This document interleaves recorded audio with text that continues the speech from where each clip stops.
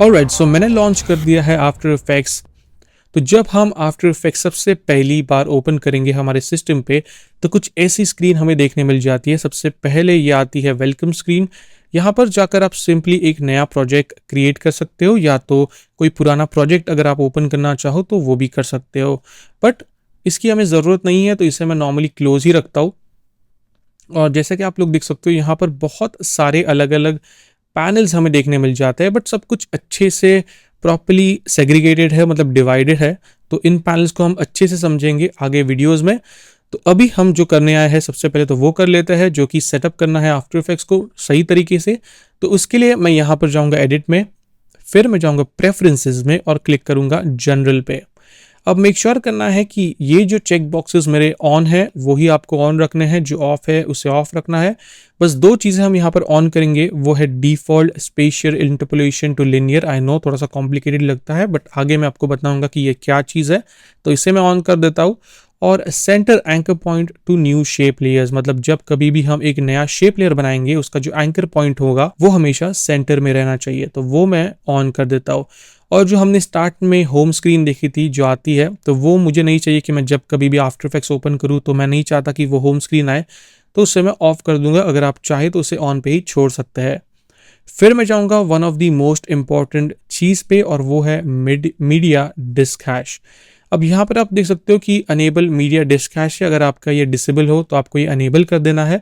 अब सबसे पहले समझ लेते हैं कि मीडिया डिस्क हैश होता क्या है। तो जब कभी भी आफ्टर इफेक्ट्स में हम कोई भी चीज़ क्रिएट करते हैं, हम लेयर्स ऐड करते हैं, फोटोज ऐड करते हैं, वीडियोज ऐड करते हैं, तो प्रीव्यू करते वक्त हमारा जो ग्राफिक कार्ड और रैम होता है वो टेम्पररी कुछ फाइल्स बना लेता है उसे स्मूथली प्रीव्यू करने के लिए। तो वो जो टेम्पररी फाइल्स है उसे स्टोर करने के लिए हमें एक जगह एलोकेट करनी है। तो ये फाइल्स जब आप आफ्टर इफेक्ट्स क्लोज कर दोगे तो अपने आप डिलीट हो जाते हैं, तो उसका कोई टेंशन नहीं है, वो बस टेम्पररी फाइल्स है, प्रीव्यू के लिए काम आती है। तो मीडिया डिस्क कैश वही करता है, जो मीडिया का डिस्क कैश होता है, मतलब जो टेम्पररी फाइल्स का जो कैश होता है उसे स्टोर करता है। तो मैं आपको रिकमेंड करूंगा कि अगर आपके कंप्यूटर में SSD है तो आप उसी में इसे एलोकेट करें, और जितना ज़्यादा GB हो सकता है, मतलब जितना ज़्यादा साइज आप उसको दे सकते हो, जितना ज़्यादा स्पेस आप दे सकते हो उसे, उतना बेटर रहेगा। तो मैं यहाँ पर जाऊँगा, चूज़ फोल्डर पे क्लिक करूँगा, और मैंने यहाँ पर एक अलग से हार्ड ड्राइव ही रखी हुई है, एक अलग से SSD ही रखी हुई है मीडिया डिस्क कैश के लिए। तो ये बहुत हेल्पफुल होता है। अब यहाँ पर आपको एक चीज़ का ध्यान देना है, अगर आपने भी अलग से एक ड्राइव ऐसी रखी हुई है कैश के लिए, तो अगर आप उस ड्राइव को सिलेक्ट करके सिलेक्ट फोल्डर पे क्लिक करोगे तो वो एक्सेप्ट नहीं होगा। तो इसमें क्या करना है, आपको चूज फोल्डर करना है, ड्राइव सिलेक्ट करनी है, उसके अंदर एक फोल्डर बनाना है कैश करके, क्योंकि ये सिर्फ और सिर्फ फोल्डर्स को सिलेक्ट कर सकता है। और फिर मैं करूँगा सिलेक्ट फोल्डर। तो यहाँ पे ये एलोकेट हो चुका है। अब मैं जितनी भी साइज देना चाहूँ वो दे सकता हूँ। अब क्योंकि वो जो ड्राइव है कैश वाली वो 400 GB स्पेस की है, तो मैं यहाँ पर भी 400 GB दे देता हूँ। हालांकि इतना मेरा कभी 400 पूरा भरता नहीं है, नॉर्मली 100 से 150 GB तक ही जाता है, बट सेफ साइड रहने के लिए, क्योंकि क्या होगा कि अगर ये डिस्क कैश पूरा भर गया, मत मानो कि मैंने यहाँ पर 50 GB देखे रखा है, तो जैसे ही डिस्क कैश की साइज जो है वो 50 GB के ऊपर चली जाएगी तो प्रीव्यू होना बंद हो जाएगा आफ्टर इफेक्ट्स के अंदर, या आफ्टर इफेक्ट्स क्रैश भी हो सकता है। तो इस चीज़ का आपको खास ध्यान रखना है। तो मैं इसे 400 पे सेट कर दूंगा, और ये जो कंफर्म्ड मीडिया डिस्क कैश है इसे भी मैं पहले तो क्लीन कर देता हूँ, तो जो भी डिस्क कैश होंगे वो निकल जाएंगे, और ये भी अपने आप एलोकेट हो चुके हैं उसी ड्राइव पर। तो ये स्टेप बहुत ही ज़्यादा इंपॉर्टेंट है।